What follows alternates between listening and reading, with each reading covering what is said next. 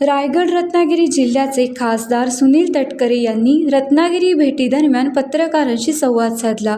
यावेळी त्यांनी अनेक विषयांवर विस्तृतपणे पत्रकारांना माहिती दिली. विशेषतः उपमुख्यमंत्री शिंदे यांच्याशी राष्ट्रवादीचे सौहार्दपूर्ण संबंध असल्याचे त्यांनी सांगितले. तसेच पवारसाहेब यांच्याविषयी प्रचंड आस्थादायक असे सकारात्मक विधान त्यांनी केले. यावेळी त्यांनी आमचे सर्वांचे लक्ष संसदेच्या अधिवेशनावर आहे असे सांगितले.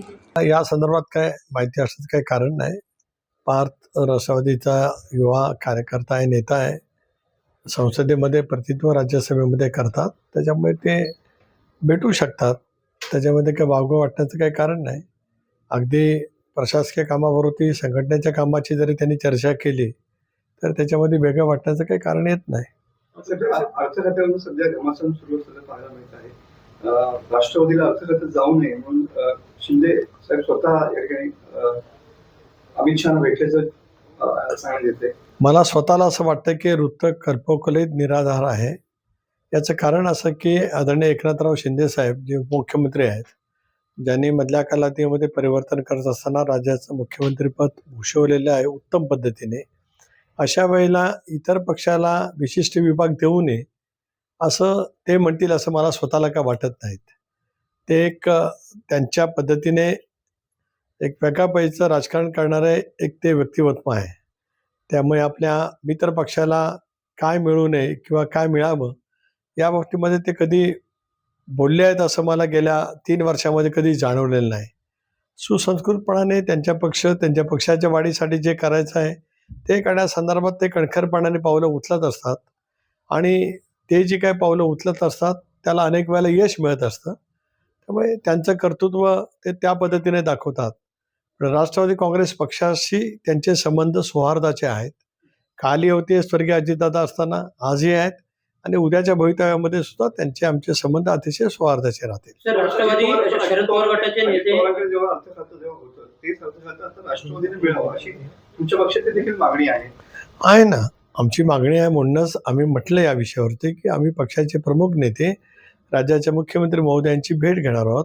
आमच्या नेत्या उपमुख्यमंत्री सुनेत्रा वहिनी यांच्या नेतृत्वाखाली एक कोर ग्रुपचं शिष्टमंडळ मुख्यमंत्र्यांची भेट घेऊ इच्छित आहे. आम्हाला भेट दिल्याच्यानंतर आम्ही या विषयावरती आणि इतर अनेक बाबींवरती आम्हाला चर्चा करायची आहे. त्याला नक्कीच या विषयावरती आम्ही चर्चा करू. पण अर्थखात्यावर किती आग्रही राहणार तुम्ही किंवा राष्ट्रवादी काँग्रेसचा पक्ष? अर्थ खातं मागण्यासंदर्भात आम्ही ज्यावेळेला भेटणार आहोत याचा अर्थ स्पष्ट आहे.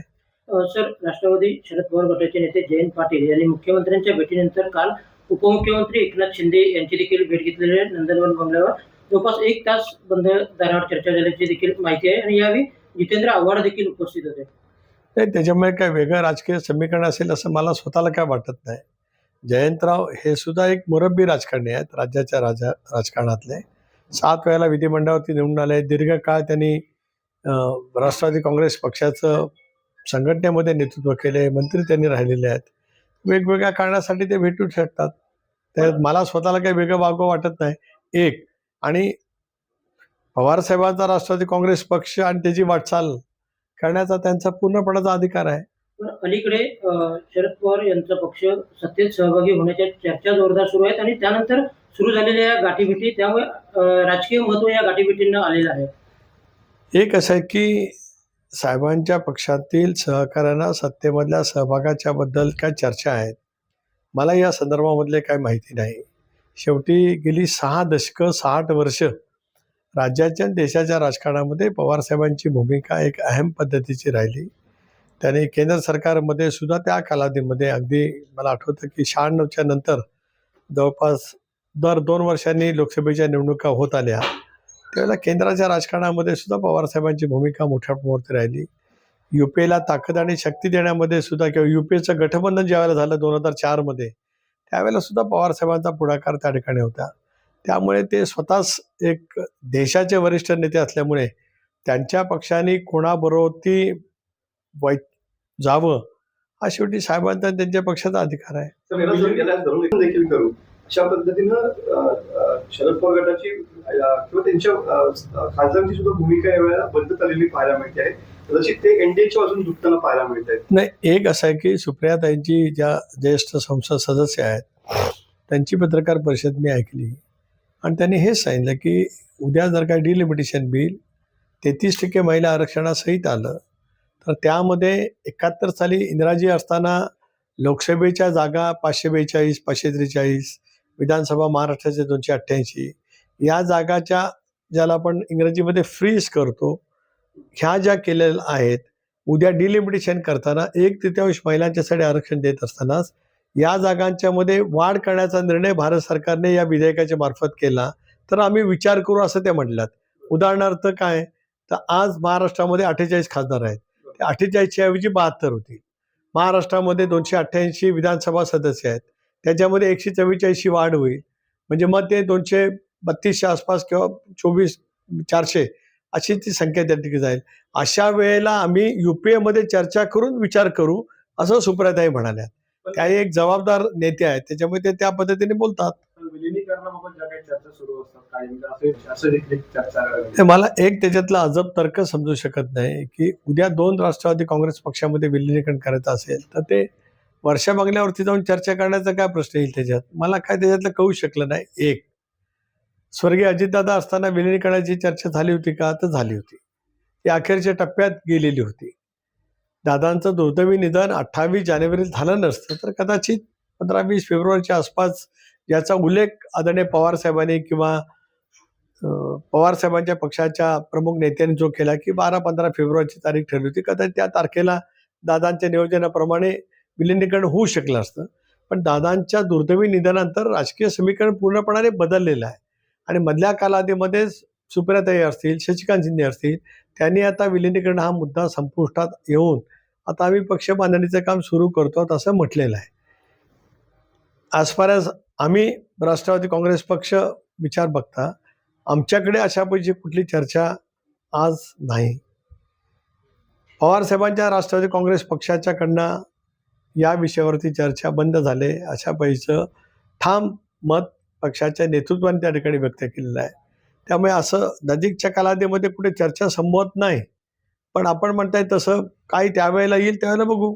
पण दादा हयात असताना अशा विलिनीकरणाच्या कोणत्याही चर्चा झालेल्या नव्हत्या असं अजित पवार गटाच्या राष्ट्रवादीकडूनच अनेक नेत्यांनी म्हटलेलं होतं त्यावेळी. नाही, इतरांनी काय म्हटलं होतं मला माहीत नाही.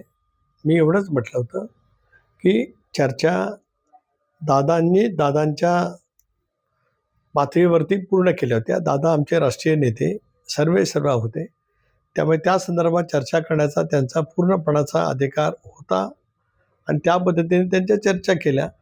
ते अखेरच्या टप्प्यात आल्या असत्या तर आमच्याजवळ त्यांनी चर्चा अधिक माहिती सांगितली असती. मला चर्चा सुरू आहेत, काय पद्धतीने आहे त्याची माहिती दादांनी मला नक्की त्या ठिकाणी दिलेली होती. आता त्यांनी ठरवलेला जो फॉर्म्युला होता जो मलाही ज्ञात होता, ते त्याच्यानंतरचे सगळे दादांच्या दुर्दैवी निधनाच्या नंतरची सगळीच राजकीय समीकरणं पूर्णपणाने बदललेली असल्यामुळे आता तो विषय समोर नाही. 2 भाग आहेत. एक तर जयंतराव पाटलांची आणि आमची वर्षा बंगल्यावरती भेट झाली नाही. जयंतराव वर्षा बंगल्यावरती जरूर गेले. त्यांच्या विधानसभा मतदारसंघातील त्यांच्या नगराध्यक्षाच्या अपात्रतेच्या विषयावरती चर्चा करण्यासाठी ते गेले असं त्यांनी स्पष्टपणाने काल माध्यमांशी बोलताना सांगितलं. मी आणि प्रफुल्लबाई एक तर मी गेल्या आठवड्यातच त्यांची वेळ मागितली होती. संसदेचं अधिवेशन सुरू होण्यापूर्वी यापूर्वी महाराष्ट्रामध्ये प्रथा होती की खासदारांना बोलवावं आणि दिल्लीमध्ये असलेले काही प्रश्न असतील तर ते राज्य सरकारचे दिल्लीचे असतील तर त्याचा पाठपुरावा करावा. माझे जे काही प्रस्ताव आहेत की जे राज्य शासनाकडून दिल्लीकडे जायचे आहेत, त्याच्यामध्ये दापोलीमधील पर्यटनाच्यावरती आधारित काय मुद्दे आहेत आणि त्या खात्याचे मंत्री शेखावत यांच्याकडे पत्रव्यवहार मी आदरणीय अमितभाईंच्या मार्फत केला, पंतप्रधान महोदयाच्या मार्फत केला, ते प्रस्ताव आहेत. इतरही काय प्रस्ताव आहेत त्याच्यासाठी वेळ मागितलेली होती. प्रफुल्लबाईंनी पण वेळ मागितली होती. ते परवा पहाटेच परदेशी गेलेले आहेत, त्याच्यामुळे त्या वेळेलाच मुख्यमंत्र्यांना उपलब्धी होती म्हणून आम्हाला बोलावलं गेलं. त्यामुळे मी कालच सांगितलं पत्रकार परिषदेमध्ये, राजकीय भेट असती जरूर वहिनींना आम्ही सांगितलं असतं, परंतु जर का भेट राजकीय नसेल तर सांगण्याचं काय प्रत्यय नाही. काल त्याच्यानंतर आमच्या कोर कमिटीची बैठक झाली. अनेक बाबींवरती चर्चा केली. SIRची चर्चा केली. स्वर्गीय दादांचा 22 तारखेला जयंती आहे, त्या कार्यक्रमाची चर्चा केली. मुख्यमंत्र्यांची भेट झाली, त्याच्याबद्दलची मला जे काही त्याबद्दलचं सांगायचं होतं ते मी त्या ठिकाणी सांगितलं. त्याच्यामुळे काय भाषणाचं काही कारण नाही. वहिनी आमच्या राष्ट्रीय नेत्या आहेत. जो आदर मला अजितदादांच्या बद्दलचा मनामध्ये होता, तोच आदर बहिणींच्या बद्दलचा आमच्या सर्वांच्या मनामध्ये आहे आणि त्यांच्या नेतृत्वाखाली राष्ट्रवादी काँग्रेस पक्ष नेटाने वाटचाल करते आहे. साहेब, आमदार रवी राणा असं म्हणतात की अशक्य राजकारणात अशक्य गोष्टी शक्य झालेल्या आहेत. तर त्याच पद्धतीने 15 दिवसात दोन्ही राष्ट्रवादी एकत्र येतील आणि तसेच केंद्रीय मंत्री सुप्रिया सुळे असतील. रवी राणा फार मोठे नेते आहेत. त्याच्यामुळे माझ्यासारख्या छोट्या कार्यकर्त्यांनी त्यांच्यावरती वक्तव्य करणं काय फार योग्य नाही. ते खूप मोठे नेते आहेत. आता पुढील 1.5 महिन्यामध्ये महाराष्ट्रात आणि राज्यामध्ये केंद्रामध्ये सुद्धा मोठे फेरबदल होतील आणि त्याच अनुषंगानं फडणवीस आणि शिंदे साहेबांच्या दिल्ली वारी सुरू झाल्याची चर्चा आहे पाहायला मिळते. काय सांगाल? शिंदे साहेब दिल्लीला नियमितपणाने त्यांच्या खासदारांच्या प्रश्नाच्यासाठी केंद्र सरकारकडे त्यांच्याकडे जे महत्त्वाचे विभाग आहेत, नगर विकास, गृहनिर्माण, रस्ते विकास महामंडळ, या निमित्ताने जात असतात. त्यांच्या प्रत्येक भेटीचा राजकीय अर्थ काढणं काही योग्य नाही, कारण ते सुद्धा एक विकासाभिमुख नेतृत्व आहे. एकनाथराव शिंदे साहेबसुद्धा मुख्यमंत्री आहेत. मुख्यमंत्र्यांचे अनेक प्रश्न राज्य सरकारचे अनेक बाबी आज केंद्र सरकारकडे आहेत. अशा वेळेला ते जातात. भारतीय जनता पक्षाचं शिस्तचं नेतृत्व दिल्लीमध्ये आहे, त्यानिमित्ताने जातात. आता काल आज मुख्यमंत्री दिल्लीत गेलेत काय मला माहीत नाही. मी रत्नागिरीत आहे. पण साहेब, याचे राजकारणात मोठे बदल पाहायला मिळतील 1.5 महिन्यामध्ये. एक तर 20 तारखेपासून म्हणजे सोमवारपासून संसदेचं 3 आठवड्याचं अधिवेशन आहे. ज्या अधिवेशनामध्ये कदाचित हे बिल येण्याची शक्यता नाकारता येत नाही. त्यामुळे आज सर्वांचं लक्ष किंवा आम्हा एनडीएमधल्या सहभागी मित्राचं अधिक लक्ष अधिवेशनावरती आहे आणि येणाऱ्या त्या विधेयकाच्यावरती आहे. त्यामुळे मग 1.5 महिन्यामध्ये नेमक्या काय घडामोडी आहेत, काळाच्या उदरात कुठं दडलेल्या असतील, तर कदाचित स्वातंत्र्य दिनाच्या नंतर तुम्ही 1.5 महिना म्हटल्याच्यानंतर 15 ऑगस्टचा स्वातंत्र्य दिन होईल. लाल किल्ल्यावरून पंतप्रधान महोदयांचं देशाला उद्देशून भाषण होईल. पुढच्या वर्षाचा संकल्प पंतप्रधान महोदय त्या ठिकाणी करतील. त्यानंतर काय उलाढाले असतील तर तुम्हाला माहिती असतील तर आम्ही सांगू. असू शकतात, नसूही शकतात.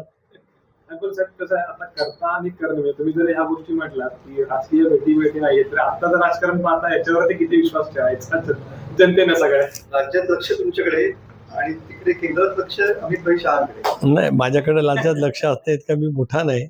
पण एक खरं आहे की या सगळ्या प्रक्रियेमध्ये एक प्रदेश राष्ट्रवादी काँग्रेस पक्षाचा अध्यक्ष म्हणून आणि स्वर्गीय अजितदादांचा सहकारी म्हणून काय भूमिका करावी लागत असते. ते मी नेटाने पक्षाच्या हिताच्या दृष्टिकोनातून आमचे विधिमंडळातील सहकारी आमदार त्यांच्या विकासाच्या प्रश्नाच्या दृष्टिकोनातून सतर्कपणाने ती माझी भूमिका मी सतत घेत असतो. सर, तुम्ही शेवटचा प्रश्न म्हणजे जरी तुम्ही म्हटलात की गाठीभेटी या प्रत्येक राजकीय अर्थ काढू नये, मग असं म्हटलं की करताना करणे या सध्या गोष्टी म्हणजे राज्यातल्या राजकारणात सगळं बघितलं तर तसं काही आलबेल नाही असं काही आपण गॅरंटेड देऊ शकत नाही. त्याच्यामुळे तुम्ही ज्या गोष्टी नाकारला की विलिनीकरण असेल किंवा कुठल्याही इतर राजकीय चर्चा सगळं ते ठामपणे आता आपण म्हणू शकतो जनतेसाठी म्हणून त्याचं काहीच होणार नाही. एक असं आहे की राजकारण प्रभावित आहे. एक या क्षणाला त्याची चर्चा नाही, पण कधी चर्चा कुठल्या केव्हा येऊ शकतील याचा अंदाज मी आज करू शकत नाही. मला आज विचाराल तर आज तशी कुठेही धुसरशी शक्यता नाही. पण गतिमान राजकारणामध्ये अनेक बाबी आहेत. आता उद्या विधेयकाच्या बाजूनी जे काय संबंध दिल्लीमध्ये मतदानाच्या निमित्ताने जी प्रक्रिया होईल, आपण बघा ना, पश्चिम बंगालच्या निवडणुकीच्या नंतर तृणमूल काँग्रेस जी एक हाती सत्ता 15-20 वर्ष ममता दीदींच्या ताब्यामध्ये होती, तिथे जे काय राजकारण झालं आहे किंवा त्याच्यातला जो काय फेरबदल झाला आहे, मागच्याच अधिवेशनात तृणमूलचे सगळे खासदार ज्या ताकदीने या विधेयकाला विरोध करत होते, कारण माझी जागा बसायची. माझ्या बाजूलाच अभिषेक बॅनर्जी बसतात, जे आज त्यांचे नेते आहेत. त्यांच्या बाजूला कल्याण बॅनर्जी बसतात. 3 आसनांची जागा आहे. त्या 2 नंबरच्या रांगेत आम्ही आहोत. तिथे तृणमूल काँग्रेसमध्ये झालेली फूट पाहायला मिळते आहे. DMK जे आज राहुल गांधींच्या बाजूला, वेणुगोपालच्या बाजूला बालूसाहेब बसतात. DMKने पत्र दिलं की आता आम्हाला काँग्रेसच्या बाजूला बसायचं नाही, आमची आसन व्यवस्था स्वतंत्र करा. हे आम्ही मार्च-एप्रिल महिन्यामध्ये अधिवेशन ज्यावेळेला संपुष्टात आलं, संपलं, सायनाडाईन झालं, त्यावेळेला कधीच अभिप्रेत नव्हतं. म्हणजे त्या 2 विधानसभेच्या निवडणुकीने देशातल्या राजकारणामध्ये इतका कमालीचा बदल केला.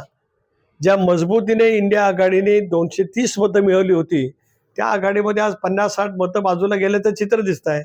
त्यामुळे इतक्या घडामोडी काही दिवसामध्ये घडू शकतात. तर पुढे काय घडेल असं मी तरी काय सांगू शकतो. कोणाला माहिती होतं की ममता दीदींचा दोन्ही विधानसभा मतदारसंघात पराजय होईल. कोणाला माहिती होतं की स्टॅलिनसारखे कर्तबगार नेते स्वतः विधानसभेमध्ये मुख्यमंत्री जे आहेत ते पराभूत होऊ शकतील. त्याच्यानंतर जो DMK UPA सोनिया गांधीच्या नेतृत्वाखाली स्थापन झाल्यापासून मंत्रिमंडळामध्ये जे DMK पक्ष राहिला, त्याच पक्षाने स्वतंत्र आसनाची व्यवस्था करा, काँग्रेसच्या बाजूला नको असं पत्र लिहिणं, हे इतक्या झपाट्याने जर काय राजकारणामध्ये देशाच्या बदल होत असतील, राज्यामध्ये सुद्धा आपण मधल्या कालावधीमध्ये की 6 खासदारांनी घेतलेले निर्णय, तर कधी काय घडू शकत असतं. तर एक वस्तू वेगळा विषय जंतर मंतरचं आंदोलन सध्या राजकीय विषय झालेला आहे. स्वतः उद्धव ठाकरे साहेब सुद्धा त्या ठिकाणी मुंबईमध्ये त्या 20 आंदोलन करण्याच्या तयारीमध्ये असल्याचं पाहायला मिळतंय. कसं बघताय याच्याकडे जंतर मंतरचं आंदोलन नाही, आंदोलनाची योग्य ती दखल केंद्र सरकारने निश्चितपणाने घेतलेली आहे. अंशुक यांच्या ज्या काय मागण्या असतील त्या संदर्भामध्ये केंद्र सरकार विचार करेल. आणि ज्या वेळेला दिल्लीला जाऊ त्यावेळेला आता परवाच सोमवारपासून अधिवेशन सुरू होतं, त्यामुळे त्याच वेळेला एनडीची बैठक मंगळवारी बोलवलेली आहे. कालच निरोप आला की पंतप्रधानांच्या उपस्थितीमध्ये मंगळवारी सकाळी एनडीच्या खासदारांची बैठक आहे. त्याला मी तिथे असेनच, अमित भाईंची पण भेट होईल, त्याला कळेल नेमकं काय चालू आहे. त्या अनुषंगाने महाराष्ट्रात पण तोच मुद्दा धरून महाराष्ट्रात आंदोलन आज आता एक विरोधी पक्ष म्हणून त्यांना त्यांची जी काही भूमिका घ्यावी लागत असेल ती त्यांनी घेतली, तर त्याच्यात आम्हाला कोणाला काय वेगळं वाटायचं काही कारण नाही. टाइम्स डिजिटलला लाईक करा, शेअर करा, सबस्क्राईब करा आणि बेल आयकॉन दाबायला विसरू नका. Times digital.